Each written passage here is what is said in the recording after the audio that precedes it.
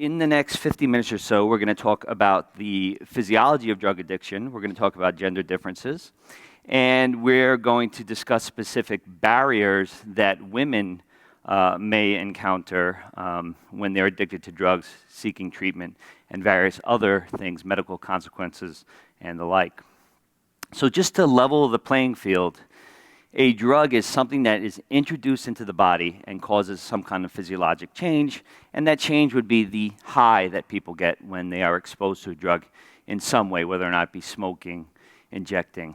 And recreational is when you go to, say, a concert and you smoke some marijuana, or you're using it in a recreational type of purpose. And really, the buck should stop there. That's the sort of sweet spot. That's when you're dialed in. Not that I'm condoning the use of drugs, but it's pervasive in our society, and we have to acknowledge that. Now, if anyone is so, what's the word I'm looking for? Interested in how drugs have affected society, culture, music, art, I would encourage them to watch The Drug Years, which is, I think, a 4 or 5 part special.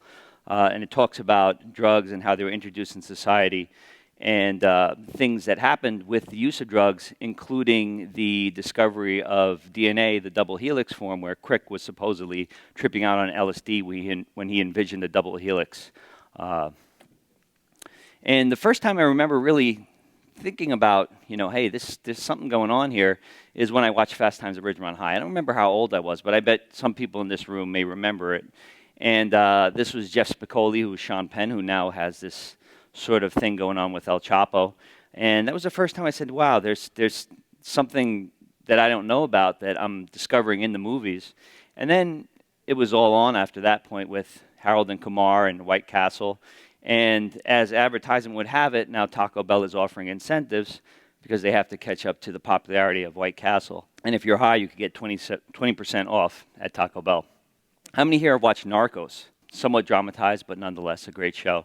This is where things start getting bad. When you abuse a drug, that's when you have the improper use of it. When you become addicted, that's when you have a compulsion to use. And then there's some other little nuances. When you have the acquisition of a drug, that's when you initially sample it.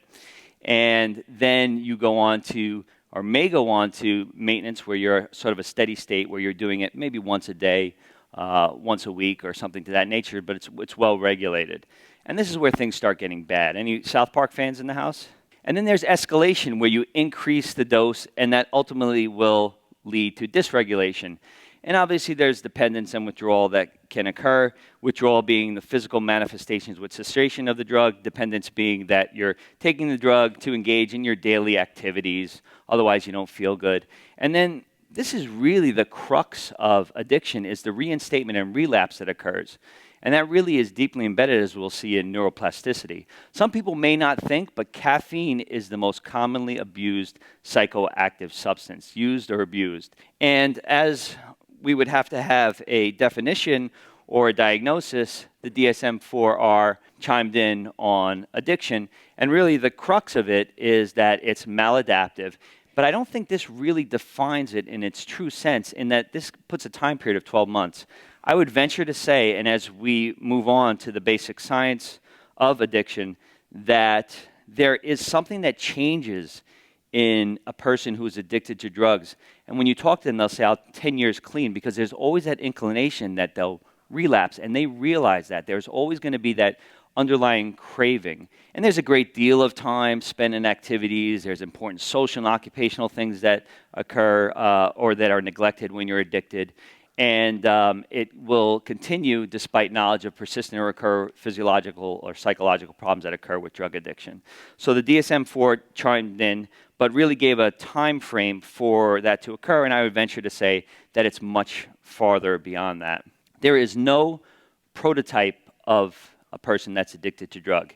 And it varies among different cultures and groups and so forth, and among all socioeconomics, from people that are very, very wealthy to people that do not have any money that you see on the street that are asking for money so they can get a bag of heroin. 30 million or so Americans have used illegal drugs, and 40% of them are 25 to 30-year-olds. That's pretty young. That sort of implies the sort of adventurous nature of that age group. And cocaine being an expensive drug, 1.5 million abusers, 67% are employed full-time. Cocaine is expensive, obviously, you have to find money for it. And 53% of of their fathers went to college, so they don't come from uneducated backgrounds. 23% of high school seniors regularly use marijuana. That's pretty big, that's 25%. 10% of students have used an illicit drug, and 3.6 million Americans are dependent on illicit drugs. It's a big, big number. And there's a huge productivity loss, 44 billion.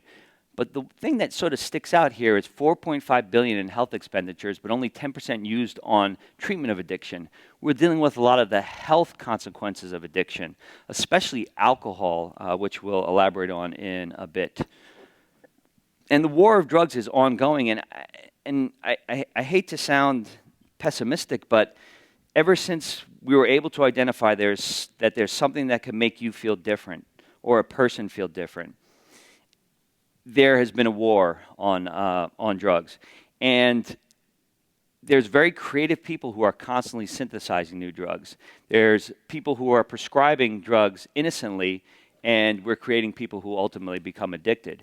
And we've made some advances with the war on drugs, but unfortunately it seems as if it's a war that we're not going to win, and we've been fighting since the 1600s. Public enemy number one is alcohol. How many people here work in an emergency department setting?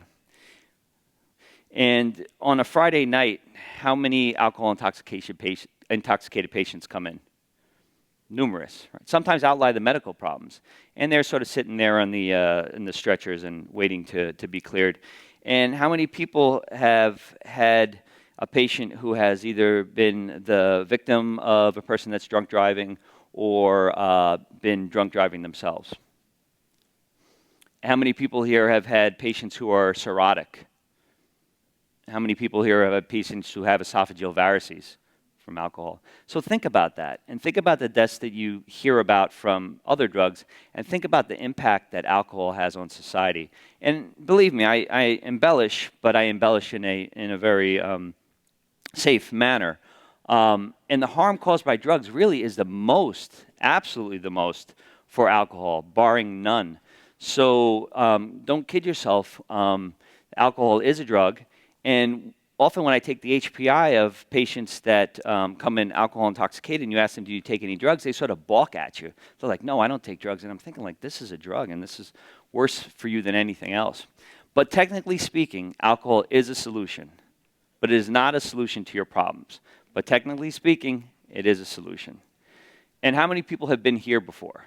You're drinking, you're feeling good, and you're like, oh man, I'm not going to work today. But we have a lot of responsible people here in the audience. So how do we get addicted? Some statistics, which I don't know if they were covered at any point in this lecture, but either 1/3 to 1/4 of people that are given a prescription for opiates will have a hard time getting off or will become addicted. That's big. That's a huge number. And given the prescription of opiates, we're in some ways creating these drug addicts. So addiction is really when you go from social use to compulsive relapsing disorder. No one takes a drug for the first time and says, I'm going to get addicted to this. This is what I want to be. I want to drink this alcohol and do it for the rest of my life. Or I want to take this heroin and do it for the rest of my life. Nobody says that. And most often, it's a controlled social use. You have a friend who introduces you to a drug, and the next thing you know, you're meeting up with that friend again, and the next thing you know, you're addicted. But there's a tremendous interplay of various things that go into addiction, such as genetic, developmental, sociological, but it is really deeply embedded in neuroplasticity. It really changes your brain. And drug addiction is really a disease with no obvious cure. There's nothing that comes out and says, hey, we have a cure here. You're going to take this pill. Hypertension, pretty damn easy, right? You have someone who has a high renin state. You prescribe an ACE inhibitor, you're doing well. Drug addiction is not that simplistic. And we've made some progress with heroin and the use of methadone, but methadone is a drug, and people become dependent on methadone. So we're trading an addiction for an addiction that's more socially acceptable. And there will be no consistent, effective pharmacological therapy that can mitigate or halt the drug cravings in a drug-addicted individual. And the thought of simply disengaging, just stopping, really is something that is simplistic in nature, and you think it could be easy, but it's easy for us to say, but much harder for someone to do.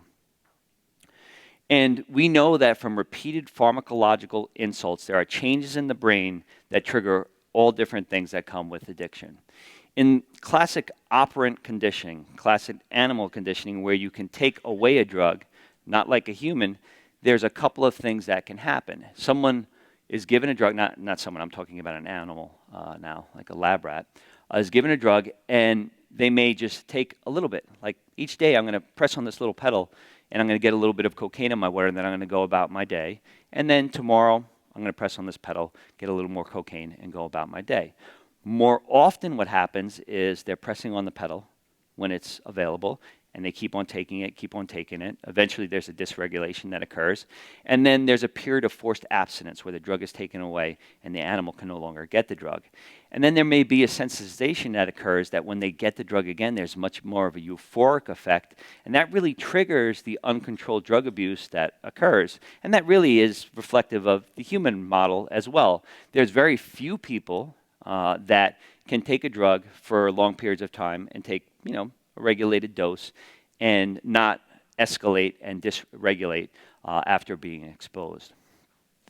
And there's neurological changes that occur, and there's some that are very transient, that last from hours to weeks, and there are some that are permanent. And this occurs through repeated pharmacological insult, from repeated exposure to these drugs.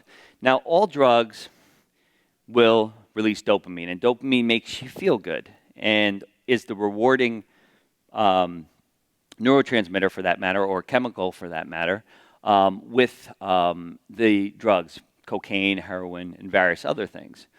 Now, we know if we have a lot of dopamine, we're going to decrease our receptors. It's simply what happens in the body. Right? It happens in various physiologic properties. We have too much, so we're going to decrease the receptors because we don't need them anymore. But it's not just dopamine. There's a lot of other things that go into addiction. There's social clues, there's family stuff, there's genetic.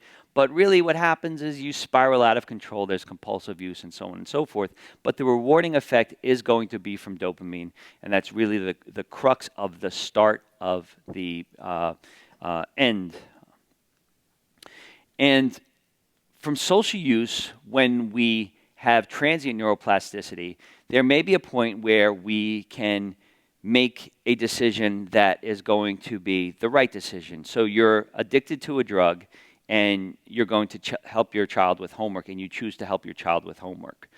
Or you may choose, in the time where you have a compulsive relapse, that you're going to use the drug. Now, this is deeply embedded in the acquisition when you initially sample the drug, to when you have these declarative memories where you're sort of learning of how the drug makes you feel, the different social cues of when you were somewhere and you did a drug and you felt so good. And this is deeply involved with the release of dopamine from the VTA and the prefrontal cortex, as well as the nucleus accumbens, and these all sort of overlap. So you go from transient neuroplasticity to stable neuroplasticity. When you have stability in your neuroplasticity, these changes that we'll go over in a few minutes, you can get a compulsive relapse. And these relapses can be recalled in memory, so you'll always have that cue that you want to do the drug because you want to recall that effect that you have. And it's largely because of the various projections in the brain to different areas with the release of dopamine, glutamic acid, and various other things. So in the VTA to the prefrontal cortex to the striatal complex and the amygdala are areas that are sort of the simplistic way in which a drug makes you feel, and the nidus for the neuroplasticity that occurs. But increasing dopamine increases your behaviors, and those behaviors are the behaviors that you engage in to obtain the reward of the drug. We release dopamine when we do other things, not necessarily drugs. When we have some kind of learning stimulus, or we engage in some kind of activity that makes us feel good. Now, when you have a biological motivational stimulus, meaning not a drug, you release a certain amount of dopamine. But over time, that same biologic stimulus will not release as much dopamine. and you'll sort of get a tolerance, for lack of better terms. It's really not a tolerance. But with the use of drugs, you can override the amount of dopamine that you release. And every time, with maybe an increase in dose if need be, you overcome the physiological restraints and you release more dopamine. So you get more of a rewarding effect if you're inclined from something that you do, say engaging in some kind of activity. With drugs, you could get more of a rewarding effect. And I think that when people get addicted to drugs, that takes over and they don't want to engage in those other things. And they'll constantly look to get that reward from drugs. So since there's more dopamine, there's going to be some changes in the dopamine receptor. And this change in the dopamine receptor is really going to cause the changes in the brain and the neuroplasticity that's going to be intimately involved in drug-seeking behavior. You notice that when people come to your office or people come to the emergency department, they're going to ask for a prescription. I want Dilaudid, I want Demerol, I want Percocet. My back is killing me. They come in hunched over. When you tell them they're not getting it, they walk up straight and they get out of the office. We've all been there before. That's something that they can't control. I really want to understand that because it's hard not to, as a passionate person, which we all are in this room, we're physicians, it's hard to not get offended. And it's hard to not be, to sort of scoff sometimes at that type of situation. But what I learned most from this lecture is this is something that they can't control. And the way that they seek drugs is not because they want to fool you. It's not because of any other reason. Then they're addicted and they're so inclined to try and obtain the drug that this is what they have to do. So with continued stimulation of the dopamine receptor, you're going to get some downstream changes that are going to ultimately increase dynorphin, ARC, and AC1. These things mean nothing in the grand scheme of things, with the exception that with the continued exposure to these drugs, you're going to have stable neurologic changes with things that are being synthesized that weren't there before or not in the same amount that they were before. And what happens with repeated pharmacological insults, you're going to develop a tolerance. We know that. And while you're having those repeated pharmacological insults, specifically there is a compound called delta phos-B that is synthesized. And that will make it so that you're more likely to progress from social use to relapsing use. So it provides that neuroplasticity that you're using socially, and then all of a sudden now you're going to relapse and you're going to use it more. And there's something that occurs that I think is probably the most interesting point about addiction, is that in the time where you're abstaining, you're going to get this brain-derived neurotrophic factor that's going to form all these different genes and chemicals that will make it so that you can reinstate. In other words, that you always feel that you want to do a drug. And it's going to be that much easier for you to do that drug after you're abstaining and become addicted again. So there's something that occurs in the short-term period. There's a reward. From continued reward and the release of dopamine, there's neuroplasticity that occurs. And that neuroplasticity will make it so that you have changes in various genes. And those changes in various genes will ultimately lead to you becoming more of a relapsing user. And also, when the drug is gone and done and out of your system, you're always going to have that inclination to want to do it again because of various other things that are formed in abstinence. And there's a vicious cycle that goes along with it, obviously. There's preoccupation and anticipation, there's binge and intoxication, there's withdrawal and negative effect, and various other things. Men and women are not created equal, and that's, I don't say that in any way, shape, or form other than we're different, right? I think that women are superior. They have a USB port where I have a Wi-Fi antenna. Don't anyone try to tune into my Wi-Fi antenna here because it's closed and it's password protected. But the male brain and the female brain are very, very different. We know that. 15.8 million women have used drugs in the last year. 4.6 million women of age 18 or older have used prescription drugs, abused prescription drugs, addicted to nicotine during pregnancy, and every 3 minutes, a woman goes to the emergency room for a prescription painkiller misuse or abuse. Historically, addiction was really thought to be a male problem, but there's significant gender differences as far as social factors, characteristics, biologic responses, and so on and so forth. There's different progressions to dependence, medical consequences, co-occurring psychiatric disorders, as well as other things related to treatment, entry into treatment, retention, completion, as well as relapse. Now, women are more likely than men to come from families where one or more members is a drug abuser. Women are more likely to be in a relationship with a drug abusing partner, and this is often to facilitate that intimate relationship, that they don't necessarily want to do the drug, but they're in a relationship with this individual, so they acquiesce to the use of drugs. And men are more likely to be involved in sociopathic or criminal behavior. I think that just reflects the testosterone more so than anything else. And women are more likely to engage in prostitution or larceny, and that obviously puts them at risk for sexually transmitted diseases. Men con, burglarize, and so forth. And women are more likely to be widowed or divorced if they're using drugs. Now, as far as, hey, do you get a different effect? Probably not. Maybe. We don't know. Are their brains different? Meaning, are the women's brain different? Is the decision-making changed in some way? Are there different motivations for use? And is withdrawal worse? We don't know. Maybe. Some evidence may be there, but we don't know for sure. And what are the motivators? At least with methamphetamine, weight loss is one of the big motivators for females, and among other things. Males tend to use it more to work more, for better sex, for replacing another drug, and so on and so forth. And we all remember the faces of methamphetamine, right? Remember this in the news, that this person who looks apparently healthy is using methamphetamine, and then you get a picture, 6 weeks later, and she looks like that. This young lady right here with methamphetamine, and 2.5 years later, looks like that. And then Charo, many of you might not know, but she became addicted to amphetamine. She thought it could make her play the guitar faster. She was already very fast, right? And then this happened, and who knows how. What physiologic change occurred?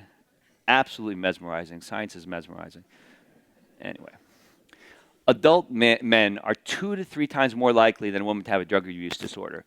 So you have a team, and that team is much bigger, right? And the A team, which we'll say is the male team, and the B team, which is a female team, is much smaller in numbers, but hey, they can run faster.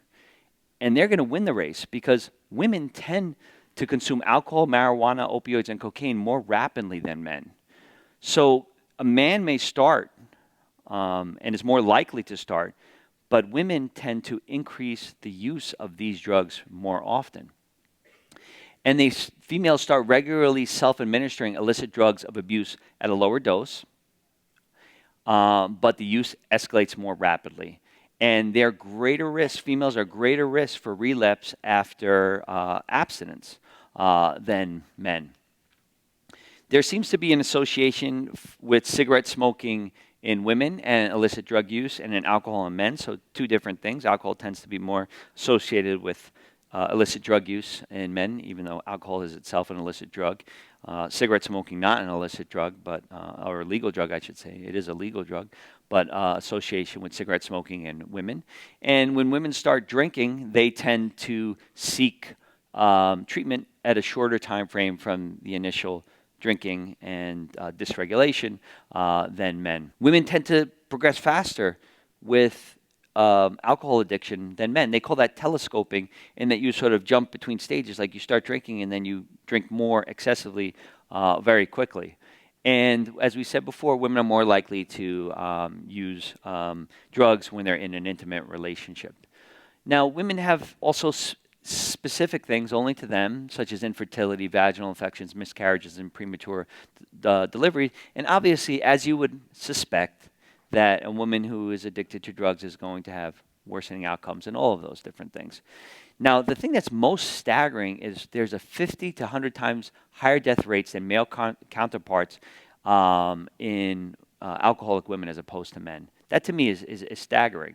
And women are more likely to develop cirrhosis despite lower levels of alcohol intake. We know that. They don't have as high alcohol levels as men, but they can develop cirrhosis at lower levels. And HIV infections, 26% of all reported HIV infections are women, and 20% are related to the use of drugs, specifically sharing of paraphernalia and so on and so forth.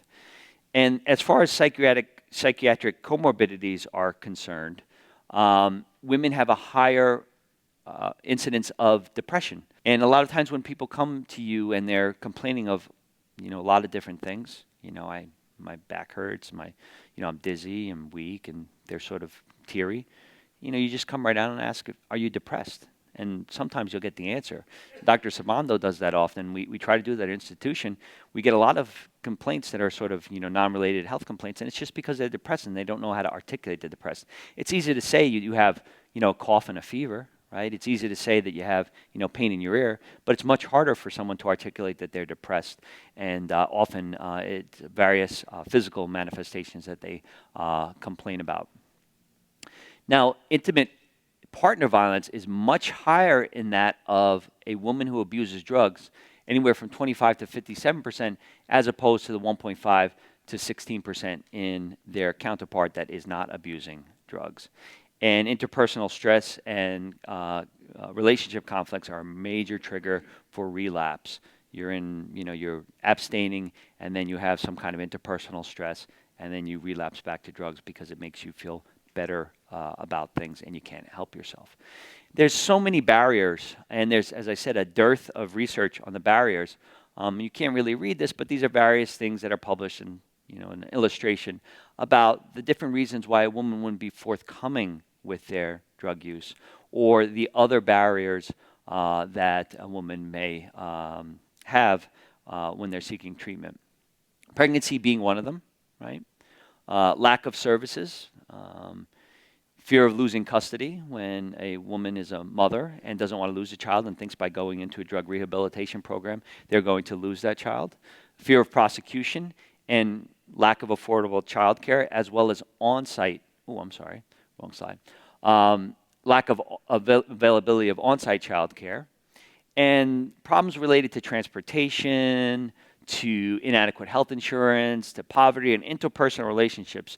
So these are different things that women experience when they want to be involved in a treatment program and I cannot become involved because of these barriers. Now, for men, most of the time they get in through the criminal justice system and through their employers. So there's a sort of mechanism for men that are drug abusers for them to get help. For women, it's more often from a social work referral, very, very different. Some of it may reflect different programs or the amount of men in certain workplace versus others. I do not know for sure. And there's mixed findings with regards to treatment and retention.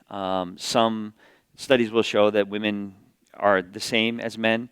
And at least one study published in 2002, that they're more likely women separated from spouses, poorer family social functioning, and fewer years of education. And women also report that domestic violence counseling, transportation, individual counselors, and childcare are primary reasons why they don't stay in treatment. And women-only groups would be important because women may be more likely to share certain information in women-only groups. So in order to provide services, we really have to address childcare, we really have to address transportation, and we really have to address a way to facilitate entry into drug treatment services.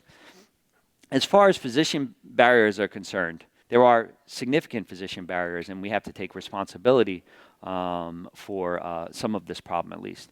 Only 1/3 of primary care physicians carefully screen for substance abuse. Only 1/6 believe they are prepared to spot illegal drug abuse. And then there may be a misunderstanding about the chronic relapsing nature of dependence. Also, physicians may not understand the intensity of which a person wants to use the substances. There may be a discomfort, right, that you don't want to talk to the patient about it at this time. And how many people in here use the NJRX? That's a very sort of objective way. You just print it out and you hand it to the patient. You don't need to say anything else. Most of the time, they'll just walk out. We have that often that people come in and they say, hey, I have back pain and, I ran out of my, Percocet. And then you look and the day before they were prescribed 120 Percocets. And you're thinking like, well, And then most of the time, they just leave peacefully. But that has made our job a lot easier. But we have to do more, though. We have to have a real easy way to do point of care testing. Because how many people you forgot your password for NGRX? All day, every day. And then what is it? At the beginning, it was really hard to get the password. Now it's a little bit easier, but at the beginning, it was super hard. And there may be skepticism that, hey, these drug treatment programs may not work. And as I said before, you work in a busy office, it's often hard to strike up that conversation. And there's also enablers. I mean, we're all guilty of it. I mean, we prescribe the medications that people become addicted to, and we may give a work excuse. We may provide prescriptions even though we know that, of a lower dose, right? You know the person's addicted, but you're not going to give them their, 20 Percocets. You're going to give them 6, right? How many people have done that here? You don't have to raise your hand, but yeah, we do that, right? And I was driving to work the other day, and I was listening to the Sirius Channel 44, and I heard this song, and it just so happens that I was thinking about the lecture, and I said to myself when I was listening to it, wow, I got to get the lyrics to this song, so I put it in here, and this is Kevin by Macklemore. I would venture to say that he's a rapper, and probably a lot of people in this audience, I don't think, listen to rap music, although there may be some who like Run DMC or some old school stuff that we remember from high school. But anyway, it says, "Doctor, please give me a dose of the American dream. Put down that pen and look in my eyes. We're in the waiting room and something ain't right. All of this on you, we're overprescribed." And then it goes on to say that, "Doctor, your medicine and your methods can't cure my disease without killing me. You're killing me. You're killing me." Somewhat graphic, but I think that this stems from a friend of his, Kevin, who was a friend of the artist, who died from drug abuse, and it was recognized that that was from prescription drugs. So the patient may also not be forthcoming, and you may not be able to pick up on those things. So they might be ashamed, afraid, non-sympathetic. They think, in a non-confidential setting, fear of government agencies, as well as a social stigmata that occurs. And it may also be subconscious that they do not really realize that they're addicted to drugs. They may not even know that they're addicted to drugs. They may not consider it being addictive. So in summary, addiction is deeply rooted in neuroplasticity. We know that something changes with repeated pharmacological insult, and that something is enduring. And you know that when you talk to somebody who has abstained and they say they're clean, that's because they always have that inclination to think that they may use again. That's really how I interpret that. Significant gender differences exist in all aspects of drug addiction, such as with cocaine, with alcohol, that there is an increase in frequency or escalation of use. And there's unique aspects that need to be addressed for women specifically with treatment, and those are related to childcare, transportation, and various things. And us as physicians, we really need to recognize, and we can facilitate drug addiction and for successful treatment.